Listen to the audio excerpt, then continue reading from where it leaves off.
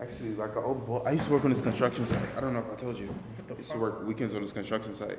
And an old boss of mine, I'm gonna have on the podcast either next week or the week after. But he was like a war photographer. Like he shot stuff in Vietnam. That is dope as fuck. Yeah, and he's like knows all these other photographers and stuff. But yeah, it's kind of cool. Start with your name. Nadir. That's Nah, my name is Nadir Hepburn. okay. And what do you do? I am a writer, mainly script writer. And like for like just movies and stuff? Yeah, movies and TV. Okay. For YouTube, I've gotten a couple YouTube gigs. And you've put them out. No, I haven't yet. I'm working on one now. Like I'm working on one paid gig, and I'm gonna make I want to make skits later, like throughout the year. Me too. I've been trying to get more and more into the director's chair recently. I'm trying to do the same, but like I might work on that next year. Yeah. I might just sit back and just work on my writing, just like next semester. Okay. I mean, what are some recent things that you've worked on? I've worked on like Infinite Run, which is kind of like Groundhog Day, but like with a jogger instead. What's the name of it? Infinite Run. Infinite Run. Okay. Yeah, it's with a jogger instead. I worked on that. That's what I was telling you about earlier. That's getting picked up get produced by my friend. Mhm. Yeah, that I just finished. Actually, I finished that a minute ago, but we're in pre-production right now. What's the premise? Basically like. I mean, cause like everybody says, oh, like Groundhog Day. There's just so many Groundhog Day movies now that it's Yeah, like fair, but there's always a second gimmick. You know what I mean? He's about this dude named Chuck Landerson. He's a jogger, and you know he got like he broke up with his girlfriend for like whatever reason she broke up with him. Mhm. It doesn't matter. And he wakes up this one day for his morning like jog routine. He goes out, he runs into like his ex and her boyfriend. He kind of gets distracted, so then he goes like because he just jogs, he gets fucked by he gets hit by a car, and then he wakes up in the same one before. It's about him just being stuck in that cycle and trying to get out. That's dope, you know. So I'm working on that. I'm working on Detective John and Dawn. Yeah. One. Which I read it. I liked it a lot. I'm still like super insecure about it. I think it's complete ass, but Why? Because you don't think it's funny? yeah. Because what do you mainly focus on in terms of writing? What I mainly focus on? Like, what would you say your genre is? I mainly like comedies. Okay. Yeah, I mainly focus on that. And with that script, I mean like that one, I've been working on this for a fucking year. Like it was a feature. Yeah. Like, you remember like when I sent you the feature draft? And I met Juan. He said turn it into a series. It's like fuck me, okay. And then I turned it into I was like right at episode 1, got stuck, and then I just changed the whole fucking like premise. Not really. It's kind of the same still. But like it's completely different also. Yeah. I don't know. It's kind of weird. Like It's still like a cop comedy rooted in like absurdism. yeah. Like the joke is just how crazy certain things get. And like as a writer, like it's hard to tell like if what you're writing is funny because you can't write for your audience because you don't know like because not everyone's gonna find the same thing funny. Like, Yeah. everyone has a different humor. So it's mainly like writing what you think is funny and just hoping that other people also find it funny. And that's basically kind of like what it feels like. Yeah. And, like I had Denton here. Okay. He loved it. He gave me feedback. He didn't like the toaster thing. Like when like the girl would catch him a fight with the toaster because he Yeah. like too It gets too absurd too fast. No, not that. That was another note, but I was like, that's not a problem for me. But it's kind of like beating on the bush about like the toast thing, because the whole episode is about this person who kills somebody with a toaster, like seriously. Yeah. And he thinks that's too much. I was like, Oh. I like that, but I'm I don't know. going to Juan too. Juan is our teacher, by the way, like our scriptwriting teacher. No, he's just our creative director for the program. Pretty much. Okay. So, speak back a little bit back around to Denton. Talk about what you and him did over like last year. The drunk scorpion sting itself to death. Yeah, I want to say crack.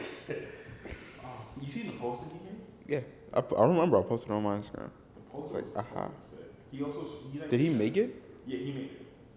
Yeah, he made that poster. That's fucking I sick. feel like I'm honestly a little worried that he might burn himself out a little bit this movie, because I feel like he's taking too much of it just all over his So his shoulders. girlfriend is doing the color correcting, and then his brother is doing the sound editing. So really, all he has to do is lock the picture and just give it to them. Yeah.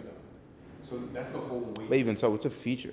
Yeah, no, That's still a it's lot. feature. Like features take like 2 to 4 editors. He shot more footage for like small things, so like kind of like space it out and like breathe a little more, and it looks good. Like there's something with him going like on the beach and with water. I'm not gonna say anymore, but like shit like that. Cause like the weather later. You know, I watched like a rough cut like when he sent it to me. It was not that bad. It was a lot of fun on that set. It was a lot of late nights. But it was a lot of fun. I had fun. It's a passion project. Yeah. Yeah. He has a new project that's like he's shooting like this weekend, and like the next upcoming. Is it what he was talking about the salesman, death of a salesman? No, I don't think that's what he called it. It's a mockumentary. Really? Yeah, no, he's still gonna shoot that though. But is this mockumentary a short? I don't know. He hasn't really talked to me about it that much, and I'm not gonna look at my phone. But all I know is that it's a mockumentary. He wants to have like different DPs for it, and just like follow this guy go around and whatever the fuck he does. I think he's thinking he's like a failed musician or some shit like that. And he's like really shitty instruments. Okay. Yeah, like he didn't really give me that much details. But I was like, I'll DP for you. So yeah, but I haven't got a chance. I'm like fucking busy. Okay. Well, all right. So turning back around, you being busy. What are some things in the works right now for you? Right now, like I said, I'm working on like Infinite One. I'm only the writer, so I don't have like that much to say. But I'm working on like at least trying to get my vision understood, so I can kind of like I don't want to say be satisfied, but like be satisfied with like, the turnout of this project. And this you're making for free. Yeah, this is like You're not even gonna GoFundMe or anything. We probably not, because it's a very low budget script. Like when I wrote it just for like me and Ryder to do it like over the semester, because I didn't think like it like somebody would be in a producer class and like we would have an actual producer. I thought it would just be like us and our friends. Like this is gonna have like SAG after actors and shit like that. But I don't think it's gonna be like much of a budget or any at all really. And so I'm working with that. We're gonna take a giant I'm waiting till I get all the feedback is complete. I already have like an idea for how I'm gonna start episode 2. I actually have a plan for like a bunch of seasons. Yeah. You know, I have Like an outline. Like an outline. Yeah, I have like a sense of like what season is which ones. Like I have one where like the season where Internal Affairs comes and you're trying to figure out who's like a bad cop and you find out that's the baby at the end of the season. I'm gonna cut that out because I don't even want to remember that you spoiled that for me because the baby is my favorite character. But all right. Yeah. What else is working on? I'm working on these. I'm doing like a bunch of like gigs. I've been trying to get gigs. Like on this Upwork. It's called Upwork. You should do it actually. It's really good. Upward. Yeah, it's a website. You sign up and like you have to make a proposal to like people who like looking for whatever the fuck like you want to do. It's been like I've had a good experience with this so far. One thing I've been wanting to do is I've been looking at a lot of these YouTubers and they're like, see, this is exactly why I didn't want to go first because I'm about to go on a tangent. I started editing music videos. I talked about that in the last episode with Michael Flynn. He's starting this production company called Diver Productions, and I've been editing music videos with him. Well, I edited one, and then I'm gonna do some tour recaps for him, and then his next heavy project in November, he asked me to do for him. So I'm getting, for the one I just did recently, no, but that's because neither one of us got paid. It was just a rapper who. You ever heard of this rapper called Kai Cash?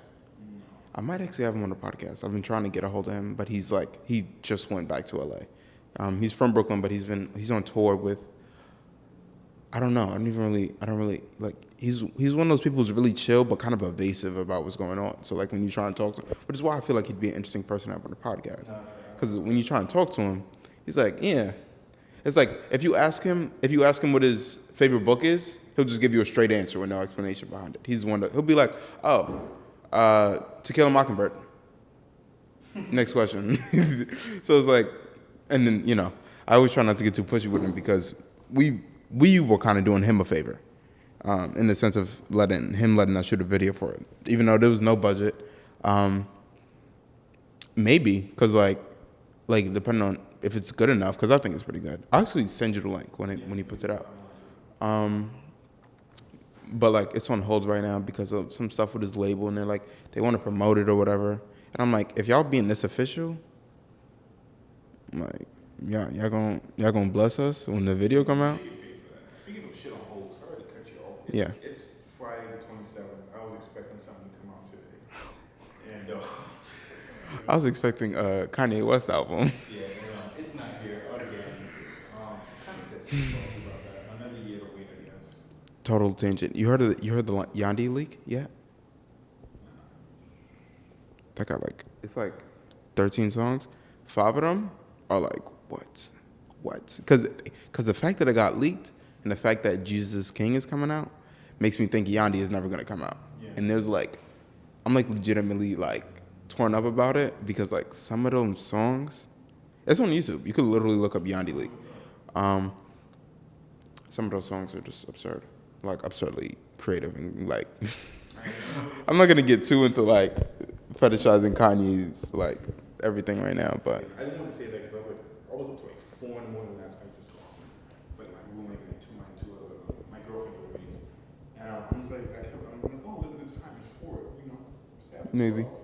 Go on Spotify, type in Kanye. I just see Kids See Blows and Yeah. Which one? When Ye came out, it took it it didn't come out on Spotify until early in the morning, 4 or 5. Because I remember I was up until 3 that night waiting for Ye to come out, and then eventually I just went, oh, another time Kanye fucking faked us out with an album release, and then when I woke up in the morning, it was out, and I just didn't know how. I didn't know how to feel. But I really just want. I've been listening to the Sunday service shit. yeah. This shit sounds good. I want He has there's some documentary, some Viceland or Fader or whatever, just did one of the just shot one of the services and put it out. Yeah, here's a bunch of recordings. Yeah, and there's one point where they show Kanye's list of songs, and I remember I screenshotted all of the songs and I put them on a playlist, and every Sunday morning that's the first thing I listen to when I'm in the shower, and it's a good vibe. It's a good vibe. Back to music videos. Yeah, so right now, me and him have been talking a lot more about paying stuff because if he's getting paid, I'm getting paid because I don't know, and just a certain way, not necessarily partners, but we're 2 parts of the same body in a sense. You did equal amount of work too, so you should get an equal. I mean, I would definitely say he does a little bit more because he's contacting the people and he's director. You still did shit. Yeah. Back to the whole YouTube thing. I've been looking at a lot of YouTubers' content, and I want to get into editing YouTube videos. How commentary channels do? Say, not fucking Shane Dawson. For just pure reference, Jake Paul, right? I want to take raw Jake Paul footage and then edit it better than his editors do. I want to know how to do that because I feel I'm getting. I definitely feel I'm not the best in the universe at editing movies, but I have a really basic understanding of it, more than I definitely am better than average. I'd hope at least, and I feel if I'm getting into more into editing music-based content such as tour recaps, music videos, things like that, that the third wheelhouse of things that I might have to interact with are YouTube content, more commentary, effects heavy stuff. Because then I could just start editing for any random big YouTuber, if I build up my connections the right way. Yeah, no, of course. I mean, I definitely respect it on YouTube out. I think it's a quick way to make money, but it's something I don't think. I mean, you do it if you want, but I don't think you stay in that too long. Oh yeah, no. I feel my future is definitely with A, this podcast, and B, with maybe Michael's company. Honestly, if depending on how that goes, that's my boy, so I'm gonna rock with him and I have his back. But just based on some of the stuff he's doing, and he has the drive that I feel he could go places, and I got his back. There's also certain other things that I want to work on, but I feel right now the thing that I'm enjoying the most artistically is this podcast. That's good. Yeah, there's I've been wanting to work on. I'm not sure if I told you this, but I told you about how that feature that I'm assistant editor for. Yeah. Yeah. I'm doing that long term. Actually, I'm supposed to finish. It's actually kind of a web series. He's gonna release it as a web series, and then once they're all out, he's gonna put it together, make a feature. He's trying to get it. The director, Michael Molina Menard. I might want to have him on. Yeah, but he moved to Michigan. Damn. this past Monday. Cause his like girlfriend and stuff. No, his wife actually now. Congrats to him. I was really really hoping to get him on once the series finished, but he said like me and him have gotten actually pretty close over the summer. But he was like, I'll come back all the time. Like I'll let you know when I'm back and blah blah blah blah. Hopefully, I'm getting a little off track. Me and Juan have an episode.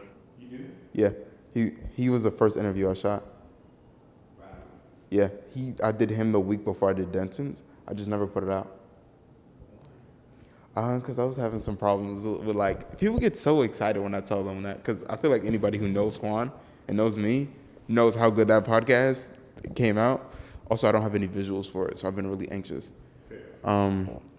Did you look at animation if you don't want to? No, it's like an hour-long talk. Especially the way like animators be fucking charging nowadays. It's like, I ain't say that would be good, just do it. no. I'll just make it like a 3-second GIF and like loop that bitch over and over and over again. Where was I going with that? Oh yeah, so I'm working on that. That's like assistant editor. So Michael wants to give me an episode, like one of the 8 to work on creatively. Episode 1 is already taken. Right now I'm looking at episode 5. But like I'm dealing with like professional. Like one of the guys who's working on it is editor on Blue Bloods, that cop show. Another one I'm gonna send a few features. It's not that impressive. It's just Blue Bloods. You know something funny? Michael like sat us all down for dinner, so it was like 8 of us. Sat all like 6 of us, the whole post production crew.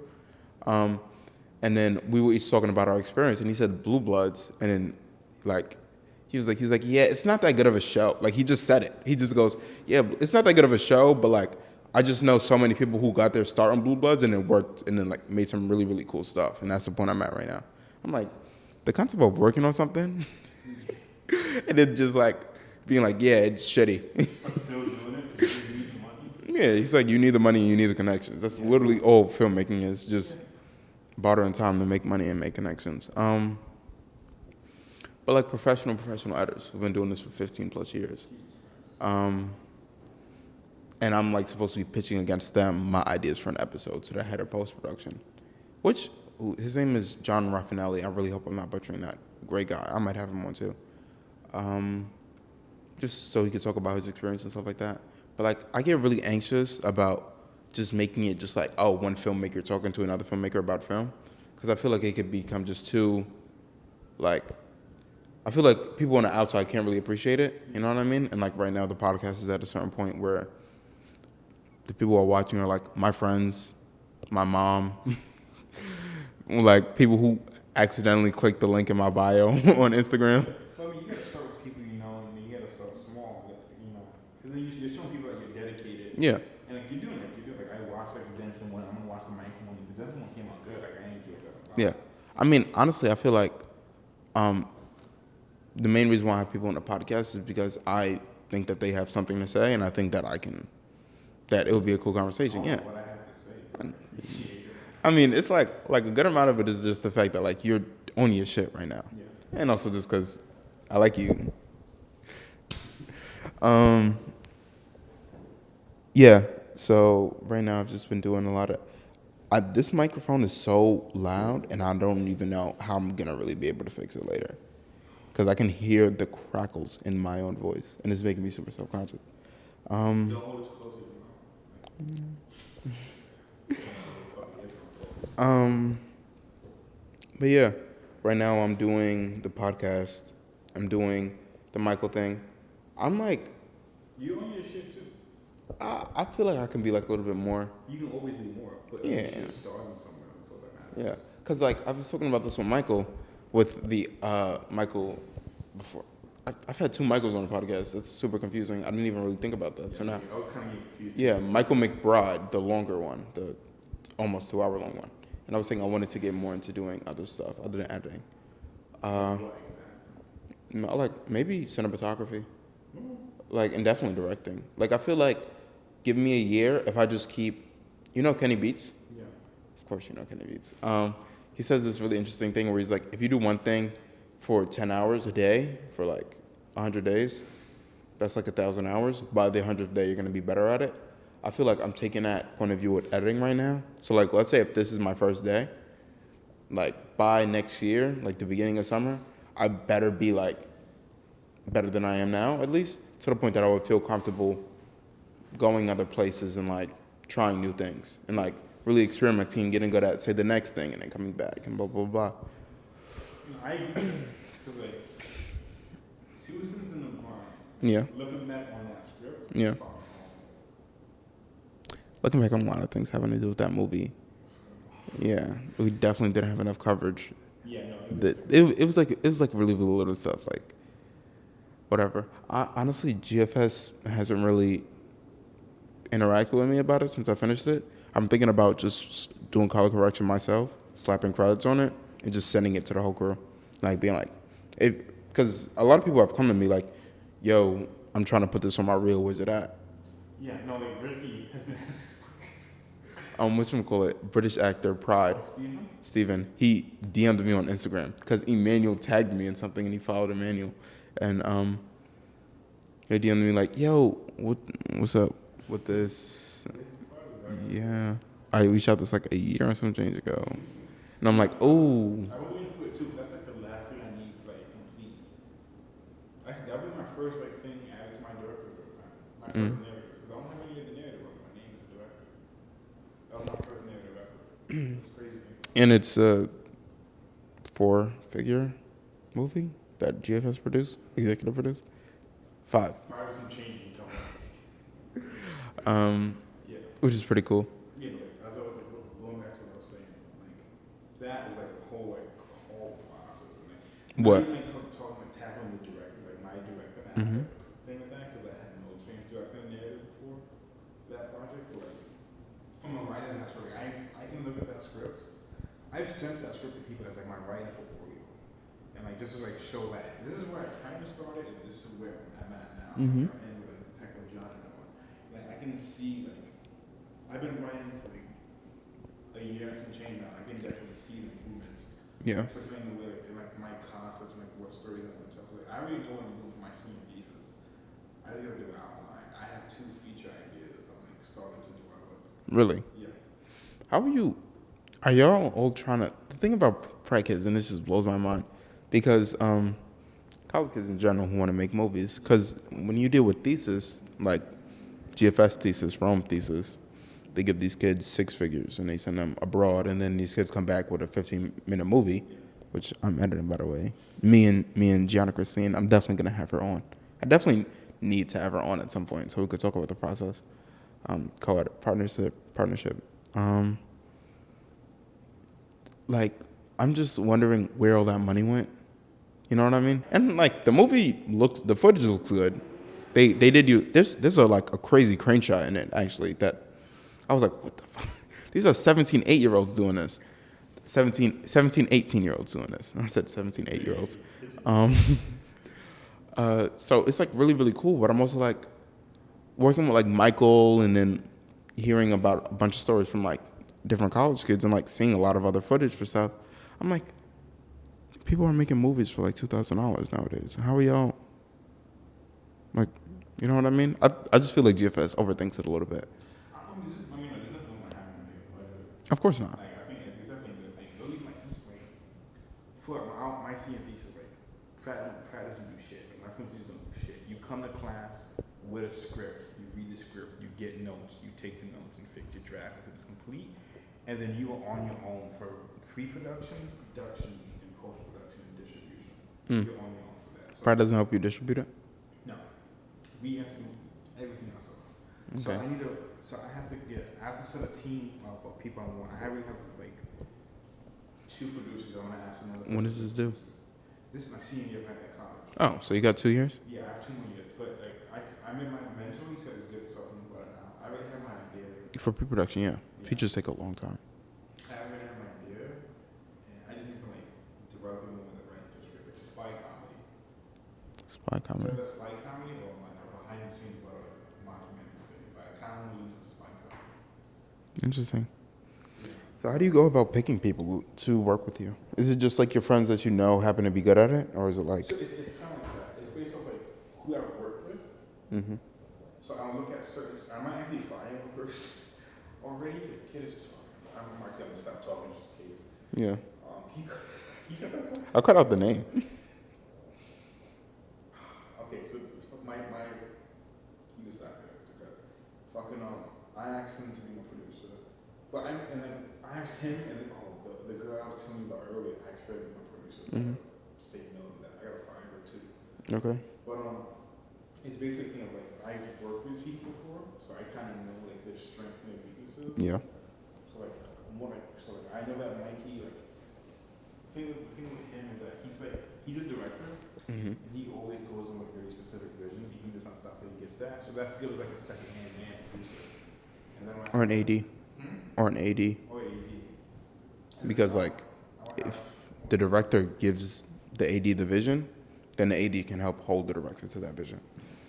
And then I have I want to edit it myself probably, unless I Really? want to pay my friend to edit it. Me? Your friend? No. Oh. I mean, you want to edit it? I'll pay you to edit it. 2 years from now. 2 years from now. I gotta do a GoFundMe next level. One thing that I really, really hope to happen is that like I hope that the stuff with because I also wanted to do start releasing shorts just like on like a personal YouTube and just seeing where that went. That's not what I'm trying to do. Yeah, like just like really low budget random stuff. I'm re-editing Where's the Blow actually, and I'm gonna put that back out like on just a personal YouTube. Makai wanted to do vlogs. He asked me to edit them. Like he already shot one like 2 weeks ago. I just have not gotten around to editing it because like I wanted Makai there with me. And I'm just hoping that like if I get enough of an online presence, like with like say vlogs and short films and a podcast and the stuff Michael is trying to do, because again I really do believe in that kid. Then maybe I could just like start a GoFundMe, get a feature made, like long term. I want to make Where's the Blow. Feature made? Yeah, like I want to make, and I was like for the longest time I was saying, I had a really similar idea to Michael Menard, the guy who did Naysayer, the thing I'm assistant editing for, where he's like he just makes it, he just produces it himself with money out of pocket, and then sells it to like a big company, like a web series company. And then, because he already had a bunch of ideas in mind for how to do that. And then, like, they pay him back, and then that way he can get, like, he can pay his crew a lot better. And then he can, for, like, just all the work they did in the past. And then he can license songs and all that stuff, which would be pretty cool. But in the current year, GoFundMe kind of seems like the way to go. Not necessarily GoFundMe, because there's all types of fucked up shit having to do with GoFundMe. But, like, crowdsourcing services seem like the way to go. Like, I feel like any content, like, imagine if fucking Shane Dawson just went, yo, guys, I'm trying to make a movie. I need $100,000 by next month. He'd get it. He'd get it. Not saying, oh, in the next 2 years I want to have that much of a following, because although I'm not too much of a fan of his content, I feel like he is talented and he has worked his ass off. It's not in here. He has worked his ass off to get to where he's at. But yeah, Shane Dawson's really talented and making movies for like $100,000 of money that your fans give you is a really, really cool thing to do. When you become an e-girl, so you're so high. Just, No, but let me ask you this. or I could just make my fans give me like $1 million and then just dip, fake my own death or whatever, and then. So wait, 5 years from now, you directing, you editing, like where are you working and what are you doing? I'm definitely editing and writing my own stuff. Okay. But the thing about the college thing is, where do you see yourself going after college? After college, like really, like I mean, my background, I specialize more so in documentary filmmaking and also like producing. Mm-hmm. So like I can like become like I can like work for a production company and do that shit, and then just like do that for a couple years, and just like on the side make like my feature, make sure it's like eventually a feature. But if not that, I would be like a writer. Like I like kind of would go like work for SNL. Wow. Yeah, because like No, I'm not saying like that's like a big dream. No dream is too big, but also SNL of all places to write for.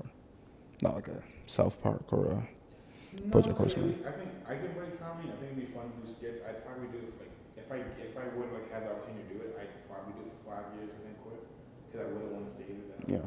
What's your long-term dream though? Long-term dream? Yeah. Honestly, even though I don't really care for a director right now, I maybe just like want to be like a well-known writer to where I constantly have Yeah. people approach me. On some Edgar Wright shit. Yeah, that's it. And then I occasionally direct. And that's it. Okay. That's it. Or I work from home. 3 people told me that they can see me like directing. The thing about Marvel is it's becoming so gargantuan now that I'm like, something needs to kill that shit. Yeah. Something. I feel the same way about Disney, where it's just getting too much power and influence over our entertainment industry, where somebody needs to stop it. 2 things. Kevin Feige is going to be leading the next Star Wars trilogy or series. Like that's the thing. Okay. If Apple buys Sony, Spider-Man goes back to Disney forever. Apple has plans to buy Sony, not like specifically like a brand of Sony. Yeah, just but the whole Sony. fucking company. You know what's crazy? It's like 15 years ago when the Spider-Man movies were coming out, Disney wasn't doing so hot, like in terms of their movies wasn't making as much money as Sony's original Spider-Man trilogy. Yeah. And like, it was like a really, like the position Sony is in now was like reversed. You know what I mean? But now, that's not the case. I wish, shit like this makes me wish maybe Spider-Verse and the Lego like movies were doing a lot better. Because like, they make like 200, 300 million. But like Disney is pumping out movies that make $1 billion every time. Lion King? Did you see Lion King? No. I don't know anybody who's seen Lion King other than my mother. Guess how much money that movie made? Like the first 2 weeks, this shit made $1.1 billion. That's fucking insane. Why would I 1.1 pay any amount of money to go Who? to something like this I've seen in my childhood? But the thing about it is, it's just family movies. It's just like my mother went. She took my sister. I think she took her goddaughter. She just was like, oh, let's go watch Lion King. From a business standpoint, I understand it. I respect the shit out of it. And like, I want them to keep doing it. And I want from a business, from a person who like produce like certain like shorts and shit, I get it and I respect it. But like as someone who like as an artist, not like just like dismissing the whole money aspect, I want Disney to fall. I want Disney to fall. Yeah. I'm gonna die. I'm gonna get shot. Like later, when one of us is famous, I might have to go back and like take that out, because then Disney will be like, you'll be like pitching for something on Disney, and you're like, remember that time? Remember that time on that podcast, right, where you said you wish we would die? Yeah. So now you're gonna die. I gotta clean my fucking tweets. I got a couple tweets out of time. Back to Disney. I have a Star Wars trilogy playing with my roommate for like a Disney Star Wars trilogy. Really? Yeah. What's the idea behind it? I'm not like big. I don't know that he's like huge into Star Wars. Like he knows everything, and I'm the complete opposite. Where I'll go to the theaters to see it, but I'm not that invested into the whole game. I was so into them, and then Last Jedi came out. Huh? I was so into them, and then Last Jedi came out. Okay, what's the beef with the Last Jedi? Because I think it was a good film. I think it like did everything it needed to do. There's like a lot of like really, really small things about it. It has this overall theme of like failure throughout of it, like where like it's just overall theme is the characters attempting something and not making it. Yeah. The thing about it is like it's really cool on like a singular, like I get it's the second act of a trilogy, so it's like the second act of a movie. But the thing about movies is that they're movies. They need to work on a standalone level. So like this whole theme of like overarching thing of like just nothing working and nothing really happening is overall just a frustrating thing to watch. You just hate watching it because you just get fucking annoyed that like, and like it has all these weird plot points and all of that stuff. And also, the thing about movies with with A, B, and C plots, because most movies have an A and B plot, so you can cut between two things, is the C plot is almost always garbage, especially in that fucking movie. Do you remember what the C plot is? No. The C plot is when Finn, the one black guy in the universe, according to those movies. Yeah.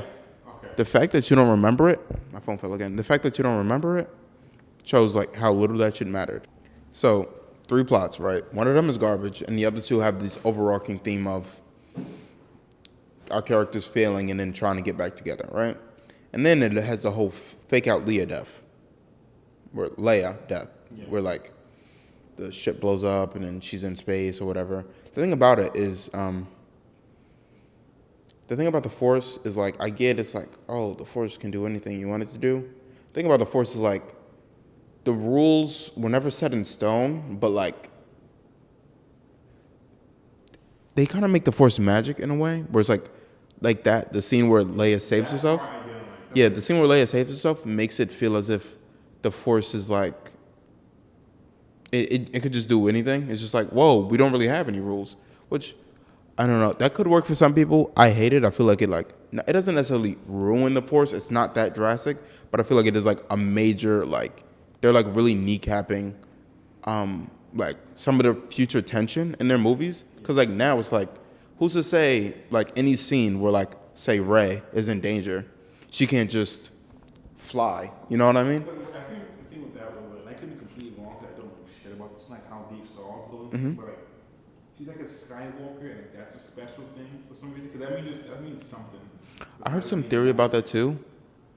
Thing about it is, it's a theory. It's not really written in stone in the movie, so like it doesn't matter to me. Like I don't care.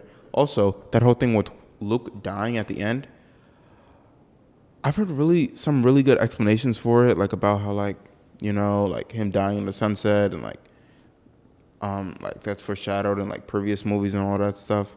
Thing about it though was like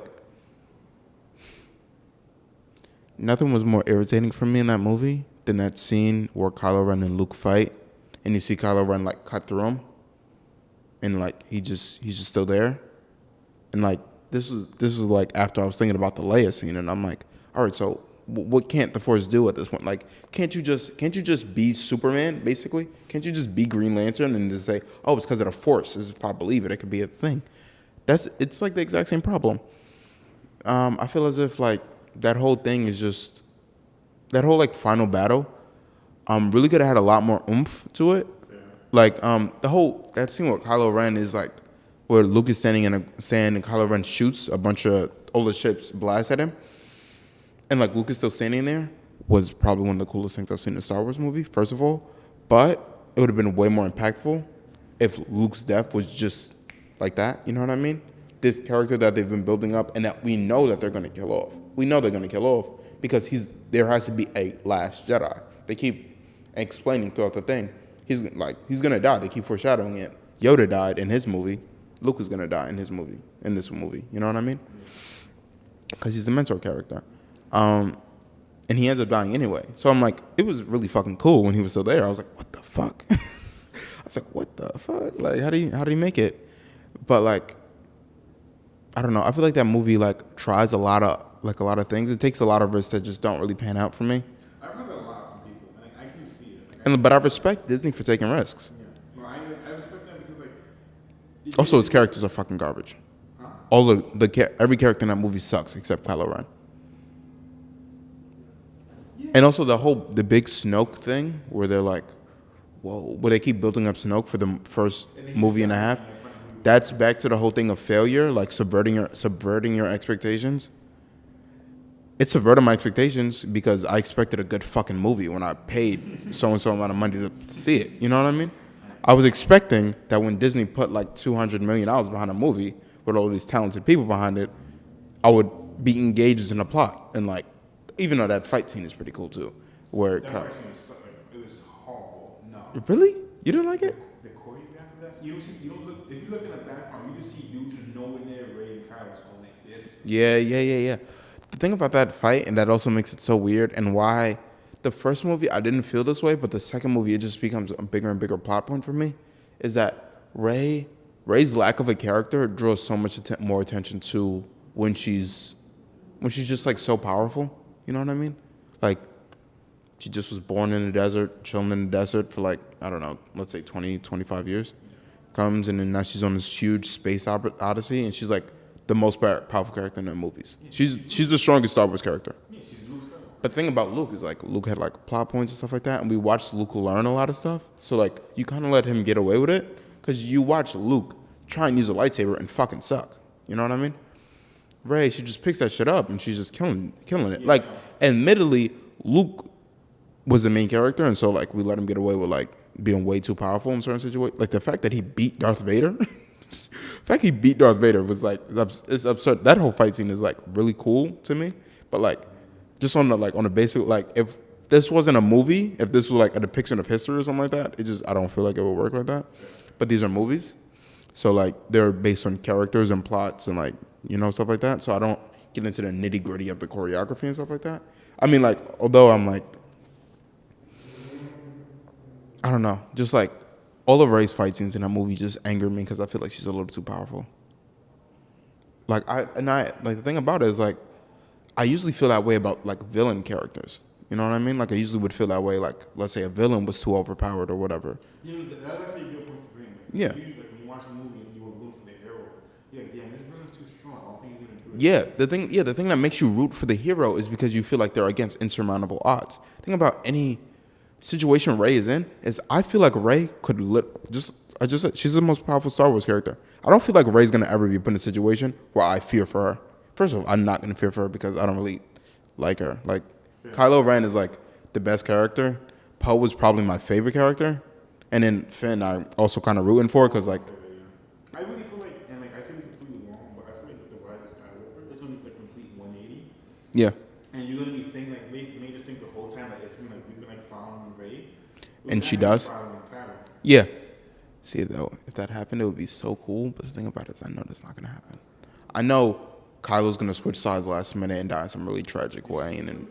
You seen the footage, the leak footage from D23 or whatever it's called? No, but I heard about it. I didn't want to spoil it for myself. What happened? You don't, if you don't want to spoil it, I'll tell you. But like, Okay, you see Rey in a hoodie. She has she's with a red lightsaber, and that shit is fucked. But it's like it's like way more complicated than Kylo's lightsaber. Like it's two prongs that go like this, and they go like to the side and can go up. okay, Yeah. that's really fucking cool. I fucking hate myself for being as into, because I'm not even like really like a big like Star Wars like, but like it's just like just some of the shit that they be coming up with, and that like the concept of a lightsaber on paper is like what? Who thought of that? That is one of the most creative things I've ever heard of. This was in the 70s that y'all had that idea. First of all, why is that not a thing yet? And like actuality, whatever. It's not the point. I don't know. I just feel like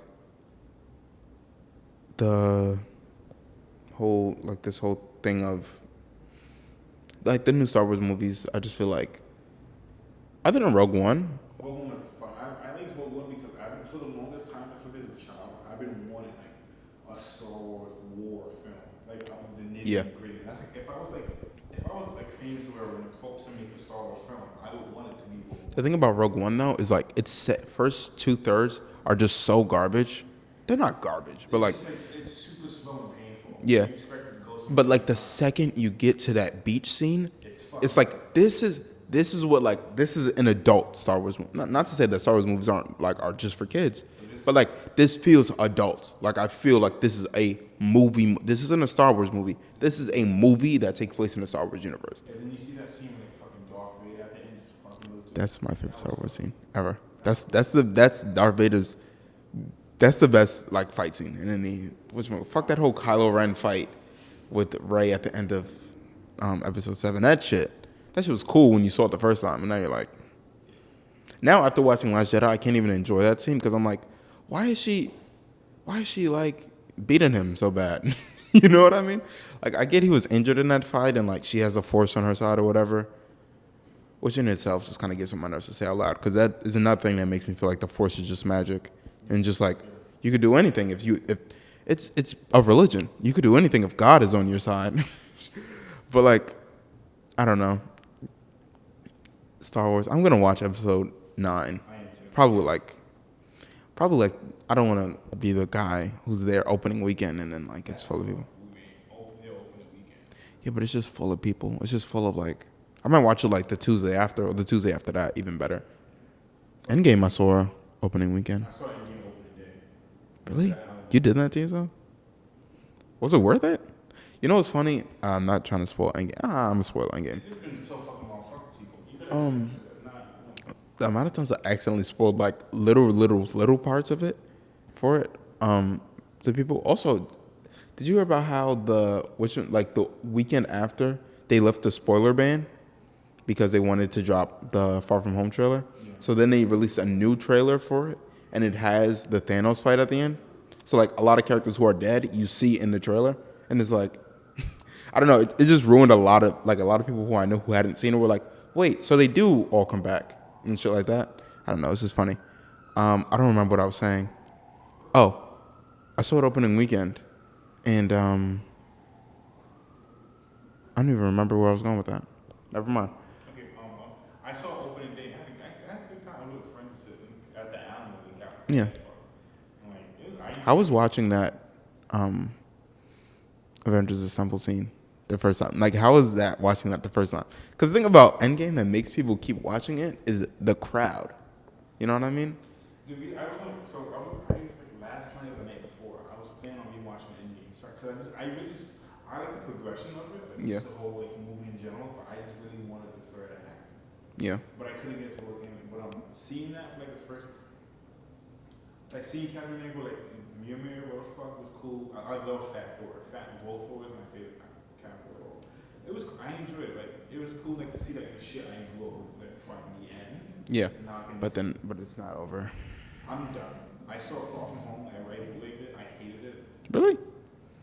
I liked Far From Home a lot. The acting and the writing was just like I was cringing. I was like I like maybe some of the dialogue was like pretty subpar, but like that's just the way Marvel writes its characters.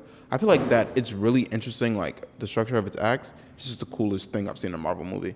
Like I think the way that movie is structured. I mean, that's not an Avengers movie, of course, because the way Avengers 1 and Endgame and Infinity War are structured are phenomenal.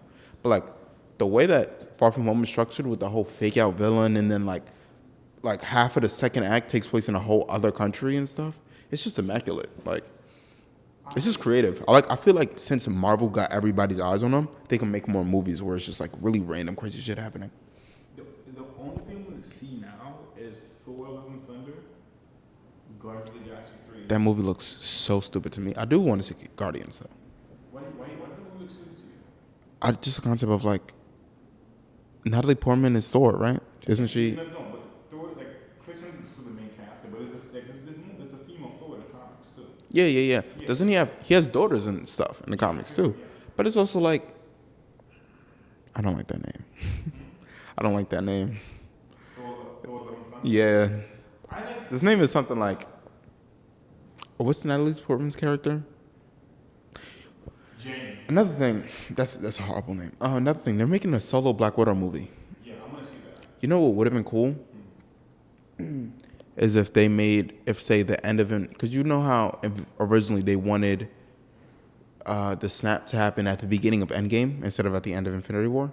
No, you just other way around. They wanted to happen at the end. What do you mean? They wanted, you know how Thanos snaps, and they wanted that to happen at the first act of Endgame. I was thinking, wouldn't it be so cool if they had the snap happen, the 5-year jump at the end of Infinity War, put the Black Widow movie, and like just show what she did in that 5 years? But that's not the Black Widow was a prequel. I know, but the thing about it is her character's dead now. I don't care about her fucking walking around in Russia and fighting people and I stuff. want to see because Honestly, it's just gonna be a really, really shitty spy movie.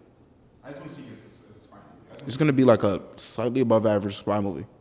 I want to see that. I'm excited for Thor and Thunder because I think Thor Ragnarok was good. I think Yeah.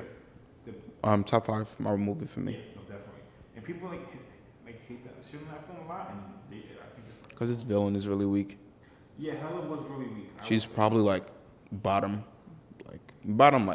She's not a bottom bitch, but she's definitely bottom. Like she's definitely. But the thing about it is because she's just so like fucking powerful and like you're just like she doesn't have a character. She's just I'm just really really strong and you can't be. You know Dragon Ball Super. Yeah. You know Jiren. Yeah. The people have with Jiren is the same problem people have with Hela. Where it's like who's this character that's just literally coming out of nowhere and is now like it's just impossible to beat. I'm gonna see that. I'm gonna see Blade, of course. Yeah, I don't want to see it, but I'm gonna watch it. Because David Leitch or Letch is directing. Lynch, No, not Lynch. Letch. Letch. Okay. He did Hobbs and Shaw. Ah, okay. And he did all the stunts for John Wick. So like, that's such a hard thing for me to do. Like, Yeah, I haven't seen Hobbs and Shaw. I haven't either, but I know it's from Fast and Furious, so I know it's fast and ass. I don't want to see that. Yeah. But like, the stunts from John Wick are good, so I know that it's gonna be good to Blade. And also Mahershala Ali. Yeah. I'm gonna watch it. I'm honestly only watching it because it's a black superhero movie and because Michelle Ali is in it. I don't want to see Black Panther too, but depending on the show, Yeah. depending on who the villain is for me. Like, with someone who doesn't look at Because the thing about Black Panther is that the villain, the most interesting part of the movie, well, the villain in Wakanda, the villain dies. It's like he's not coming back. You know what I mean? Wakanda is kind of a cool place, but like I've seen Wakanda in like 3 different movies already. I don't need to go to a whole nother movie to see it. Fair. Yeah. I'm not really like stick with the Marvel movies anymore. Like, I think superheroes are dying. I I feel like they're hitting that point where like Endgame brought them to the climax, and like now they're gonna slowly peter out. So like there's gonna be like fan favorites. Like the next Spider-Man Far From Home. I don't know how much money that made. The next one is gonna make $1 billion. It made $1 billion. And that was supposed to keep it on Marvel and Disney, but Sony still pulled it. That was the deal. The fact that these movie companies are like just throwing around terms like $1 billion that easily because of superhero movies now is just absurd to me. Remember when like one movie ever had made $1 billion? Remember when Shrek 2 was the 4th highest grossing movie of all time? It's a good movie, but like it's still like. I genuinely think like superhero movies are going to like slowly start like peeling out and dying, and I really think video game movies are going to like start coming out. Why? Because of Pikachu? Not because of Pikachu, like not because of like how like, it did good in terms of like reviews and shit, but like also like there's just like a lot more ideas for them coming out. Yeah. Because I feel like. And we have the better technology now. What are we, like 24 movies in? Like it's time to move on to something else. I don't know. I've like seen probably like 20 of the 23 Marvel movies at some point or another in my life. Really? Even like Ant-Man too? I like Ant-Man. Ant-Man's my favorite. And besides, it's Thor. That's absurd. Fuck you. Everyone shits on Ant-Man, but like. Oh, he's like a good character. He doesn't have good movies. Yeah, okay, no, that's fair. Okay. He just doesn't. I'm just sorry. No, they fuck him. That's why he's not getting a 3rd. Good. Yeah, they're making Fantastic Four. You want that? Yeah, you want that? Are they gonna? They're probably gonna make another Captain Marvel. Yeah. Oh, speaking of Captain Marvel, did you see Shazam? No, but I wanted to. I still want to. Honestly, when I got the news I didn't make the director for own thesis, I was watching Shazam with my mom, and then like Eddie called me and said, "Yeah, I would decide to go with someone else." In the middle of that movie, kind of fucked it up for me. But then I ended up watching it again a few weeks after. That movie is so good. It's like probably the best DC movie. Yeah, I want to see Joker, but now when it comes out, I'm gonna get shot by some white kid who's like an incel. Cause like that's the fear now. Like literally, I feel like the Batman. You can't say that on record. I'm keeping that shit in. That's fine. I don't want to get shot by a white kid. Yeah, Continue. It's like I'm not gonna see it. I wanted to see it opening day, but I'm not trying to get shot, so I'm gonna see it later. Yeah. See the opening the next Tuesday. Dude, have you heard about that film? Joker? Yeah. I heard it was like amazing. Like all of my friends want to see it. 8 minutes in fucking ovation at Venice Film Festival. Really? 8 minutes. People stood up for 8 minutes and fucking clapped and applauded. And then it got the highest honor at the film festival. That's fucking crazy to think about. And like that's kind of why it piqued my interest in movies. Joker is my favorite DC character, hands down. He's just like chaotic. And like I'm gonna see it regardless. But like as just like as a fanboy, but now like as an artist. But now I'm like, when I hear stuff like that, it just makes me nervous. I'm just thinking of like other movies in the past that have like everybody loved the fuck out of. Real art is dying. That's what I'm saying. Real movies are dying. Yeah, real movies are dying. Which is why I'm like kind of happy that like Netflix is killing the movie theater, even though all of these are opposing. Fuck that. Really? No. I feel like Netflix can just give way to more creative ideas and movies are willing to lend themselves to now. Yeah, but Netflix still produces a lot of shitty shit. Yeah. Like, I mean, like, they're still in movie theaters. I mean, But the thing about it is like Netflix is just like movies don't really take a risk anymore, I feel. Netflix is willing to take risks. And the second Netflix stops taking risks, somebody else who is, like YouTube or something, will start. And then like that's just the cycle. There's ebbs and flows to it. When they see us, that wouldn't have came out if on a movie theater. There's no Disney, there's no Fox that would have just dropped that shit. Actually, didn't Disney buy Fox? That's exactly what I'm talking about. They have too much power. Yeah. but I mean, that's a fair point. I do understand that. Yeah. I feel like, because the thing about it is like, if Disney rules the movie industry, which they kind of like do rule like the mainstream stuff, then it's like, what are we gonna do?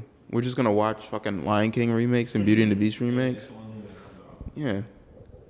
Did you hear about? I heard about this on another podcast. So Donacast, actually, shout out to them. Apparently, you remember when Hateful Eight came out? Who? Hateful Eight, Yeah. Tarantino. Apparently, it came out around the same time as what's the name of that movie? One of the Star Wars movies. It might have been Rogue One. It's either Rogue One or Force Awakens. And apparently, Disney went and told smaller movie theater chains, either Star Wars was playing at every single movie theater, like in your cinema, or we won't give you license to use Star Wars, like at all. So it's either all of them or none of them. Disney has too much power. You know that Spider-Man, Thor, Captain America, they're supposed to be they're supposed to be like free for public use. You know what I mean? Yeah, But Disney took out that law. really. Yeah. Disney fucked that law. Because right now anyone should be able to use it. Like I should be able to make a Captain America movie if I want. Yeah. But Disney said nope. Right. I feel like whenever I talk to filmmakers about on this podcast in general, but definitely on the podcast, we end up ranting about superhero movies. Alright, change to The Lighthouse What about it? Isn't that the Robert Pattinson movie? with Robert Eggers and William Dafoe. By the way, speaking of Robert Pattinson, did you see Good Time? No, I haven't. I'm gonna watch that very soon. Honestly, definitely watch that shit. That's in my top 3 all time. I seen it still from the other day. My friend, we met the staff brothers, and they came to talk Yeah. to us. And fucking because I want to see that, and then based off that, I'll see if I watch Uncut Gems Okay. because I heard Heaven Knows What was really good. Eddie actually told me that. He was like, Heaven Knows What. It's also by the Safdie brothers. It was really, really good. Apparently, it's just like one notch below Good Time. But it's about apparently they met this crack addict, like the 2 brothers, and they told her, yo, we're going to come back to you in a month. Here's a notebook. Write everything that happens to you in that notebook. And then the movie is about what you wrote about in the notebook. Actually, that kind of sounds a little bit like Drunk Scorpion's scene like that. But like Drunk Scorpion has like a heavier, it's like more narrative driven. But yeah. there's a couple good like little films here, like The Right House. But it's like nobody's gonna give like $200 million to like a passion project of some like dying director anymore. Yeah, dude, all we can do is just hope that. Cause I'm like, honestly, if this shit continues, like, if it gets worse when I come out of college, I mean, I'm kind of fucked. Like, I don't make shit. Like, Yeah. I don't want to, nor do I have any plan to make big shit. I just kind of like dick around with making these stupid ass comments and having fun. Yeah. Seth Rogen talks about this is Seth Rogen, Tyler Creator interview from like 2 years ago. And he said something really interesting. He's like, movies are like albums. An album can take 50 cents to make, it could take $50 million to make. At the end of the day, when you go to a record store, both albums are $13 or $12.99. And he's like, movies are the same way. He's like, something like one of my movies costs totally different from the amount of like a Michael Bay movie, right? But like, tickets cost the same. We just got to get people to want to buy tickets. Yeah, that's fair. Yeah. So like once you could get like the big the big companies to start picking up the next when they see us. Not to say that when they see us as a pinnacle of filmmaking, that has its problems. But like I don't know, just take more risks. You know, definitely. You gotta get their attention. Someone's attention. The Duffer Brothers. You know them? Stranger Things. Yeah.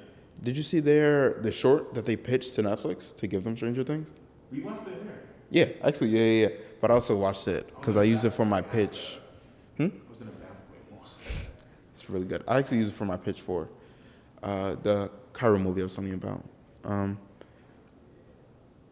Like stuff like that, I think is pretty cool. Like the concept, because like I feel like if you go to like a big, really, really like, if you go to like a huge movie company, they're not gonna take a short film and then be like, okay, yeah, like now we're gonna buy a season from you or whatever. You know what I mean? Like, but something like Netflix, where like its main like drive is the fact that people are binging their content. So like when Netflix releases a season of a show, it's basically a movie the way people watch it, right? And they know that. I want to see like season 3. Like I think I watched season 3, like finished it or got close to before I saw it this summer. Really? Yeah. I remember season 5 of BoJack Horseman came out. I watched that whole season over the course of a day. It was like 12 episodes. And I was like, yeah, because it's basically a movie. like heavy narrative stuff, is basically a movie. If Netflix is doing it. I do think Netflix and like streaming service is definitely the future. I can see movie theaters dying, or I'm like, I don't want that to happen, but the main thing I don't want to happen. I mean, I don't want them to die because of the experience, but I feel like Yeah. big companies are kind of just ruining it. Fair. I just don't think movies should be like seen on like your phone or laptop unless you bootleg it. I don't give a fuck. Like, I mean, I'm saying that like I'm not going to the theater to watch the Irishman. I'm waiting for it to come on Netflix. That's because it's gonna be fucking free for me. Yeah. I think that's the big thing now. Seth Rogen also said something about that in that interview where he goes, thing about, and he says he wants movie theaters to stay a thing. He hates it when people buy his movies digitally. Because if you give people the option to stay home and watch something rather than go out, they're going to do it every single time. Yeah. And he's like, that means less money. Because it is. Because I could be in home my own comfort, make my own food, save so much fucking money. Like, make it a date night with your boo, chill out. Of course, going out to the movies is also a date night. Is fun. Yeah. Like, certain movies, But, like, anytime you go out and, like, movie theaters have the crowd is a good thing, but it's also a bad thing. So it's like, yeah, like, which is, I saw, actually, I like fucking love this movie trilogy. The Planet of the Apes, like when they got redone. Those shits are cool. There was Rise of the Planet of the Apes, War of the Planet of the Apes, and Dawn of the Planet of the Apes. I remember I saw War of the Planet of the Apes, which is the second one, at that movie theater on 125th in Harlem. Oh, yeah. At a midnight showing on Friday with like just a few friends of mine. And I remember it was just so funny and fun because, like, you know, it's Harlem. It's like a movie theater that the people who work there don't really give a fuck about. They don't take care of it. So, like, that's just the environment. So it's just people, like, yelling out one-liners and all of that stuff. It felt like I was getting a commentary track for the movie as I was watching it. And it was just an enjoyable experience. Obviously, like, oh, that was mad loud. Obviously, like, it's not as good as if I wasn't able to really critically analyze the movie, but I was just enjoying myself. It was an experience. I paid money for an experience, and I got it. Yeah, no, fair. Yeah, sure. Fucking the last time I went to a movie theater, I saw Good Boys. Really? Yeah. Was that good? Surprisingly, yes. Okay, I might watch it. Is it still in theaters? I don't know, but it was fucking. I actually enjoyed it. I went with my girlfriend. We saw it. Fucking, like, I was like laughing my ass off. They made a frat movie joke. Like, this dude came in, like, she dropped the charges, and he just got fucked up. Like, he got knocked out by the kids. But it's an enjoyable movie. Okay. Because I heard a lot of good things about it. Wait, who's behind it? The guys who produced Knocked Up and something else. Oh. Yeah, I'm surprised I didn't see that. Wow. Okay. I think I've been slipping a little bit on watching comedies because I've been so focused on, oh my God, what's like, actually, you know what I saw recently? Hustlers. My girlfriend was Hustlers. How was Cardi B? You're going to enjoy yourself. No, like, I was like really hoping that they was going to make a Cardi B drugging guys joke because, like, that is a plot point in the movie, just they don't have Cardi B do it. And I'm like, y'all was so close to, like, getting to some of that clever comments, but whatever. Cardi B's in the movie, so she obviously wouldn't want that to happen. It's funny, it's enjoyable, but the third act is really disjointed because, like, it like gets really like serious and like all of that stuff. It tries to do all of this kind of cool character because you know what the movie's about? Yeah. Yeah. Like they start to like kind of go back and be like at the end of the movie, like, isn't like the story so impactful? Like, you know, I'm not trying to tell you how to feel, but like I'm just trying to tell you like what these people went through and blah blah blah blah. When the first two-thirds of it are just like a really enjoyable comedy movie that's pretty raunchy and stuff like that. And then like, I don't know, they start to overhaul all of the bullshit that like I would care about if it was a better movie with better characters, but whatever. I think it's worth it. Pay $6 to see it. Don't pay full price. I don't want to be canceled with you. I'm not going to be canceled with you. Why? I gotta go. I'm a head out. Good night. But I don't know. Lizzo's in it for 2 scenes. Okay, but is Cardi B's in it for 2 scenes. Cardi B and is Lizzo or the other character? No, they're just strippers. Okay. I don't even think that Lizzo has a name in the movie.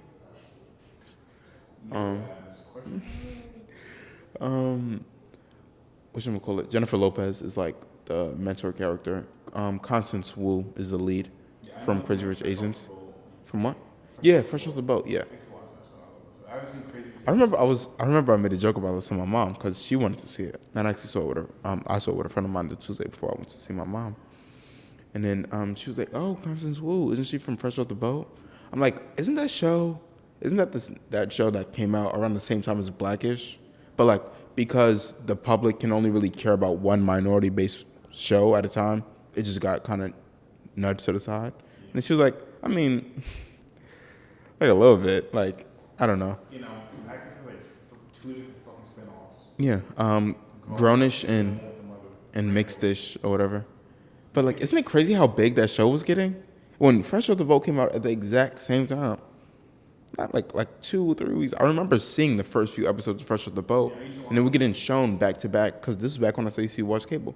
They was getting shown back to back with Blackish, and then like people were like, oh, you know, I only really have time in my life, like the network. Obviously, we just went. We only really need one, like, minority-based show. So we're just gonna push you to a later time. But yeah, at least Constance Wu is kind of a star now because she got Crazy Rich Asians. Yeah, she's pretty good in the movie. Like they don't give her a lot to work with, but she's pretty good. I haven't seen Crazy Rich Asians. I don't know if I want to because it's just nothing that piques my interest. Yeah, I watched it with my girlfriend at the time. It was okay. I see it as a filmmaker, but like for entertainment purposes, I'm not going to go. It's a really, really pretty movie. Okay, then I'll probably watch it. I want to rewatch Moonlight. I don't get. No, I like it, but case on, a friend of mine, I remember I watched it with him for like the second time. Like I watched it when it first came out, when it got like all of these like Oscar nods and stuff, and then he was like, to me it's just like I don't like the movies. He's just like I don't like it. Just doesn't have a like this whole time jumping thing. It doesn't. Why are they jumping? We don't need it. You know what I mean? And I'm like, that's a valid criticism, because like. Sometimes it feels like the movie only does certain things because it wants to be so not your regular movie. You know what I mean? It tries to be so. Yeah. I mean, it does feel like certain points that it like. It wasn't until he said that when I was like, yeah, there are certain scenes like the first time jump, because there's 2 in the movie, from child to teen, teen to adult. Yeah. The time jump from child to teen was good, right? Yeah, teen to adult was like, what the fuck? Yeah, it felt out of nowhere. Yeah, and then. I feel like a lot of like we skip too much. I feel like the third act is definitely the weakest act of the 3. Yeah, and also to the point that like I think one of the interesting things was like they tried to like play around with like you not really knowing what he was, like who he was, because like he's 10 years older or 15 years older or whatever. I think the first act is he's 7, the next one he's 17 or something like that. I heard that somewhere. You know there's a book out for that now, right? Really? A24 released like a book. It's the whole fucking script, and then it's like I think like shot so it's like Oscar speeches shit. They did it for that and some other shit I can't remember. That's pretty cool. I might pick that up. I think it comes out. It came out or it comes out the 30th. Dope, actually. But yeah, the jump jumps in that movie make it pretty. It makes it feel like it tries a little hard, and also like the third act, it feels like the scene after he loses his mother. It feels like nothing is happening. I don't know. You know what I saw like wrong? What? The Master. What is that? Paul Thomas Anderson. Never seen it in my life. It's on the. Basically, it's like a cult film, but not a huge cult film. But Joaquin Phoenix and Philip Seymour Hoffman. Philip Seymour Hoffman is this guy who like has this cult lead and like blah blah blah. Like Joaquin Phoenix like this fucked up mentally dude. He joined and shit. And it's based about this whole journey and shit. And like, it's interesting to watch. It's definitely in my fucking. I need to watch it again, but I probably won't. It's 3 hours long. I feel that way about Endgame. I think it's definitely one of the watch films. Okay, nice. You want to wrap it up?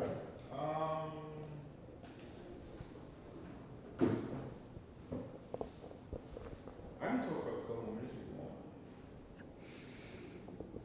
you want. I'll give it 4 more minutes because we're at an hour 16. What? Right? You can post jobs on Vimeo? Wait, what? You can post jobs and hire people on Vimeo. For what? Like on Vimeo, you know, like where you go upload. Yeah. Yeah, you can get work now. Bet. That's fucking crazy. Fucking bet. The world is changing. I want to say one thing before I go. Like I was joking with my mother about this because I was somewhere where they gave me a check for money, right, to deposit it in. And I'm like, in a world where PayPal and Venmo exist, I don't feel like checks are I feel like these time is about to be up. You know what I mean? Because this depositing a check into my bank account and waiting until 5 o'clock on the next, or however the fuck that works, I don't even understand it. Why would, That one used to stop too because all these fucking PC kids don't think volume and less paper. I'm surprised that hasn't done.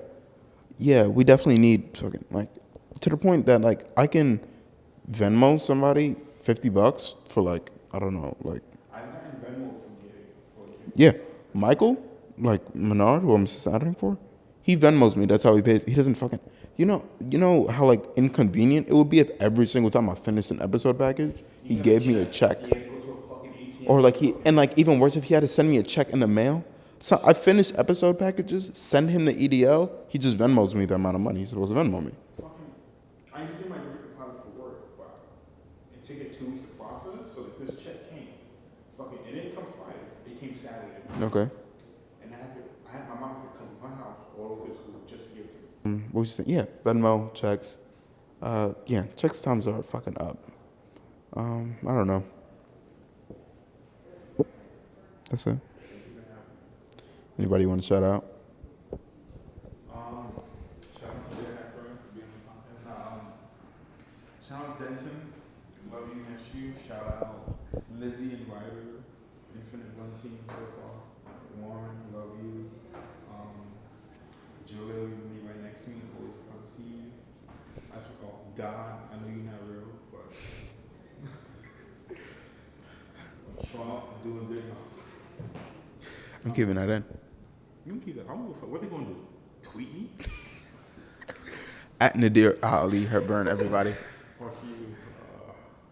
Cancel culture for me. I already got cancel culture coming from one thing now. From what? Some Tell me about it after. Wrap it I'll up. tell you about it now. It's like some argument like with some like me like my producers like team and like her classmates about making like the script lead a woman. I was like, why? What does that do for the story? The thing about that is like, oh, just dropped my camera. The thing about that is, I totally understand it. It's just that sometimes,